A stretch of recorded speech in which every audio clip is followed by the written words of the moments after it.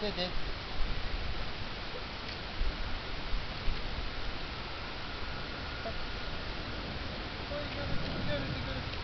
Kągi, kol kas nieko negalime parodyti, nes kovo 9 diena, 14 metai, neseniai pradėjom tą dresūros momentą, bet čia jau su šituo individu, čia eina, su šituo individu jau ne dresūra, aš pravadžiuoju čia jau cirkas, nes šuva ganėtai labai pavėluotas, jam 3 metai ar daugiau, žodžiu, kaip sakyti, nieko, kaip sakyti, kaip duonos kepalas, nieko nemokantis, žodžiu.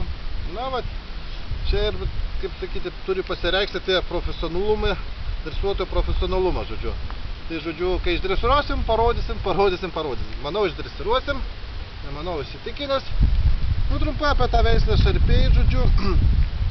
Na, yra veisės, kurias gali konkrečiai kalbėti, yra tam tokios savybės. Nu, su šarpiais, tai aš nežinau, kiekvienas individas vis kitoks, aš vis juokauju, kiek skirtumų raukšlių ant tos odos, žodžiu, tiek ir psichikos skirtumų.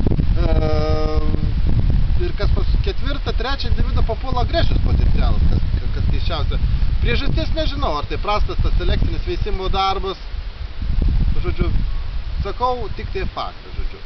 Tai va, žodžiu, pasidemonstruosime, kai šunelis bus išdresuotas. Ačiū.